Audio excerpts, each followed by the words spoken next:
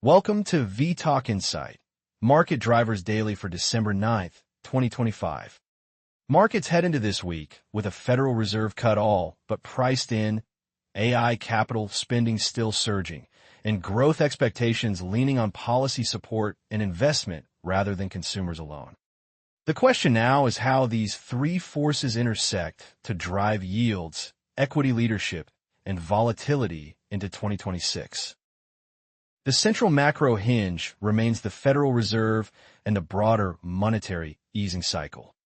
A quarter-point rate cut this week is viewed as almost a done deal, with market probabilities hovering around the 90% mark and futures pointing to roughly 75 to 80 basis points of easing over the coming year. Because that initial move is so fully anticipated, the real market driver is now the tone of the decision and the guidance that follows. Investors are focused on whether this is framed as the start of a steady easing path or as a one-off adjustment accompanied by hawkish language on inflation and longer-term rates.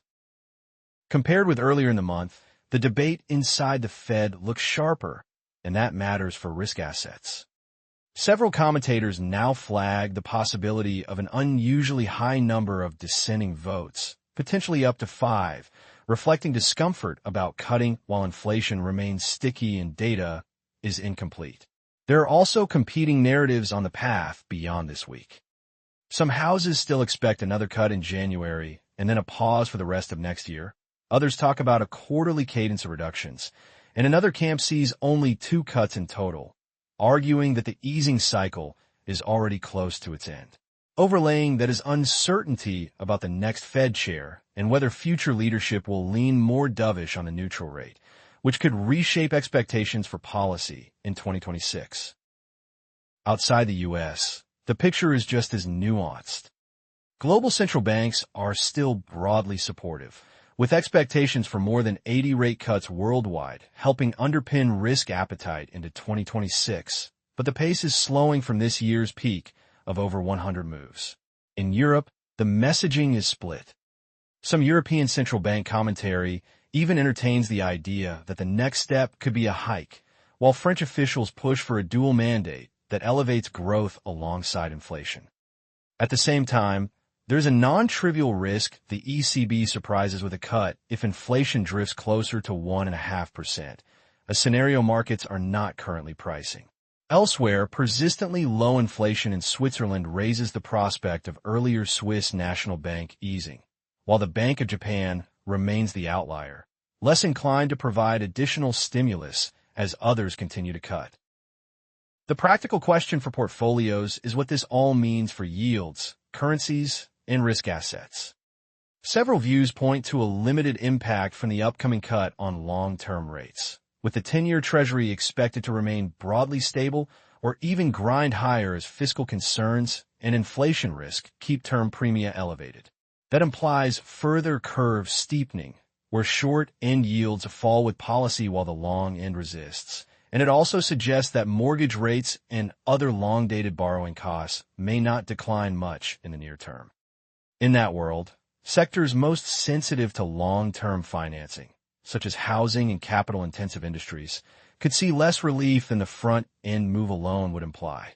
On foreign exchange, the medium-term consensus is for U.S. dollar weakness to resume once the Fed ultimately delivers more easing than currently priced, but the near-term direction hinges on Chair Powell's language. A cautious, data-dependent tone could still support the dollar temporarily even alongside a cut, while a clearly dovish pivot would reinforce the existing downtrend and lend support to the euro and other cyclicals. The counterpoint to the easing narrative is that inflation and term premium risks remain alive. Rising U.S. money supply, the prospect that quantitative tightening slows or reverses tariff effects adding around 0.7 percentage points to inflation, and record high copper prices linked to AI and infrastructure demand all argue that price pressures may re-accelerate rather than fade. Against that backdrop, some warn that markets have grown too confident in a cut this week and in the total amount of easing ahead. If the Fed were to delay or deliver a distinctly hawkish cut, estimates suggest equity indices could easily see a 1 to 3% pullback given today's elevated valuations. Key watch points now are the number of dissenters on the Federal Open Market Committee, how Powell characterizes the balance between inflation and affordability, and any hints about balance sheet policy and the end of quantitative tightening. Those signals will not just steer rates and FX, they will also set the discount rate backdrop for long-duration assets, including AI-related equities, which brings us to the next major driver. Artificial intelligence remains at the center of the equity narrative, but the conversation is evolving from a pure growth story into one about capital allocation, execution, and balance sheet risk. On the structural side, projections still point to the AI complex multiplying its market value several times over the coming decade, with annualized growth rates around 30% and ongoing leadership in equity benchmarks. Many AI-linked companies continue to enjoy strong balance sheets and upward earnings revisions for 2026, reinforcing the idea that the theme has longevity. However, beneath that headline optimism, there is now much more scrutiny on who actually monetizes the spend and how quickly. Enterprise adoption provides a good example of that shift. Early case studies show AI can deliver productivity gains of 20 to 30% for some firms, supporting stronger earnings and higher enterprise values. Yet most companies still see only modest revenue uplift, often less than 5%, and only a minority report double-digit top-line benefits. Implementation turns out to be expensive and complex, with hidden costs from managing multiple AI agents, data governance, security, and retraining workforces. As a result, only around 30% of adopters are achieving meaningful returns so far, and external costs such as high-priced graphics processors and data center infrastructure remain a bottleneck, even though those input costs should gradually ease as capacity scales. Capital markets are responding to this environment with an acceleration in deals and strategic repositioning. IBM's multi-billion-dollar agreement to acquire Confluent is a headline example, aimed at strengthening real-time data streaming and AI integration across enterprise applications. Investors reacted positively to that deal, seeing both financial appeal in Confluent's recurring revenue and growth profile, and a clearer competitive positioning for IBM as an orchestrator of AI value across disparate data sources. At the same time, Broadcom's rally on news of supplying custom chips for Microsoft underlines how the hardware race is widening beyond a single dominant provider. Competitive intensity is also building in software, with new entrants and advances from established players eroding the monopoly-like margins of some early leaders, while Apple faces questions over leadership turnover and timing as it works to roll out its next-generation AI-enabled devices and services. Funding the AI build-out is increasingly a credit story as well as an equity one. Deals like CoreWeave's $2 billion convertible bond highlight how some companies are leaning on debt to finance AI infrastructure, raising both leverage and dilution concerns down the line. In private markets, venture capital valuations for early-stage AI remain elevated even as other segments have cooled, with clear signs of fear of missing out as funds raise capital to chase AI-native applications. Some allocators are responding by seeking strategies with more resilient cash flows, such as royalties or media-linked assets, to offset the concentration risk that comes with leaning too heavily into the AI hype cycle. All of this is playing out under a shifting policy backdrop, where a potential federal framework aims to unify AI regulation, while disagreements between federal and state authorities and within political parties keep the outlook uncertain. The real economy footprint of AI is increasingly visible in commodities and sector dispersion. Copper prices have climbed more than 30% year-to-date and are sitting at record levels, supported partly by AI-related data center and power infrastructure, as well as broader energy transition projects. Analysts see room for further upside in copper if supply remains constrained and Chinese production stalls, reinforcing the link between the AI capex wave and industrial metals demand. Within equities, dispersion across megacap tech is widening as investors differentiate between AI leaders with clear monetization paths and those with delayed strategies or execution risk. Key watch points now include Oracle's upcoming earnings as a test of AI infrastructure demand, the pace in terms of further AI-related debt issuance, regulatory moves on both sides of the Atlantic, and whether M&A activity continues to accelerate into 2026. Those factors will help determine whether AI remains a broad market driver or becomes a more selective, execution-driven theme that feeds into the wider growth outlook. The third major storyline is growth, which increasingly looks investment and policy-led rather than purely consumer-driven. Compared with just a few weeks ago, the narrative has shifted further toward an expansion supported by AI and infrastructure capex, targeted fiscal programs, and resilient corporate earnings. In the United States, expectations for tax reductions, fiscal support, and continued monetary easing into 2026 underpin forecasts for further equity market gains, while some strategists now see scope for the S&P 500 to reach significantly higher levels by mid-decade if the easing path unfolds as priced. At the same time, the engine of that growth is broadening beyond mega-cap tech toward financials, industrials, and healthcare, sectors that stand to benefit from productivity-enhancing technologies and aging demographics.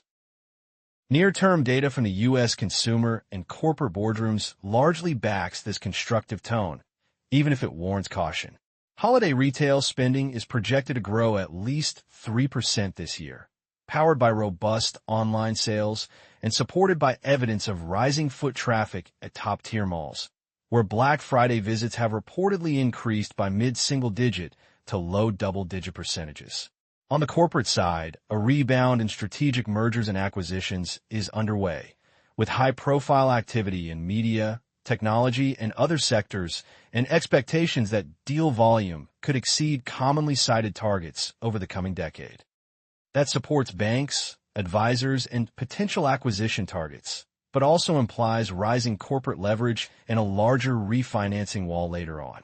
Upcoming small business optimism surveys and labor data will help test whether this mix of strong spending and heavier balance sheets is sustainable. Outside the U.S., growth signals are more uneven but still point to an upswing anchored in policy and investment. Europe is seen as tactically attractive in the near term thanks to resilient macro data and planned German fiscal stimulus, with quarterly growth rates in Germany and the wider region running above the continent's historical trend. Additional European central bank cuts in 2026 are viewed as possible, which would further support activity and help the euro, while private and public investment in infrastructure and defense continues to rise. However, structural challenges such as the lack of full banking and capital markets union, energy dependence, and relatively low AI investment remain meaningful headwinds for the medium term. China, meanwhile, is prioritizing domestic demand for 2026 rather than deploying aggressive stimulus, even as its trade surplus, helped by exports outside the U.S., and its role in supporting copper demand point to an important contribution to the global investment cycle. Commodities and sector performance are reinforcing the growth acceleration story while also flagging its risks. Copper has rallied more than 30% this year to all-time highs, driven by supply constraints and strong demand tied to AI infrastructure, the energy transition, and manufacturing, and analysts see scope for prices to climb further if supply disappoints. Equity markets are reflecting this backdrop through rising optimism in consumer discretionary names, strong performance from select turnaround stories, and upgrade for companies and industries as varied as entertainment, healthcare, and biotechnology. At the same time, the expected extension of the M&A cycle into 2026 implies greater corporate debt issuance, which could contribute to credit stress if rates stay elevated or growth undershoots. Banks and credit investors will be watching how spreads and refinancing dynamics evolve as this investment wave continues. The counter-narrative is that this growth upswing is more fragile than headline numbers suggest. Persistent inflation and sticky long-term yields in the U.S. are limiting the effectiveness of rate cuts, keeping borrowing costs high and affordability strained for households and capital-intensive sectors. Liquidity conditions are also expected to deteriorate somewhat next year as the total number of global central bank cuts declines, reducing one of the key supports for risk assets. In Europe, structural issues and underinvestment in AI could cap potential, while in the U.S. the growth story is increasingly tied to AI capex and the wealth effect from elevated equity markets, leaving the outlook vulnerable to any reversal in those drivers. Key watch points now include upcoming labor and small business surveys, the rollout of German fiscal measures, China's policies to support domestic demand, and the trajectory of copper prices. Together, they will indicate whether the investment-led acceleration continues or whether growth expectations need to be recalibrated as policy support and market valuations are tested. To wrap up, the monetary backdrop is still supportive, but the easy part of the easing story is ending as the Fed's tone, internal dissent, and long-term yields become the real drivers of returns. AI remains a powerful structural theme, yet is now as much about capital discipline, balance sheet design, and regulation as it is about growth, with clear dispersion between winners and laggards. At the same time, the global growth narrative leans toward investment and policy-led acceleration, visible in copper, M&A, and sector breadth, even as high valuations and sticky inflation leave little room for disappointment. Watching how these three forces interact over the coming weeks will be critical for understanding both opportunity and risk into 2026.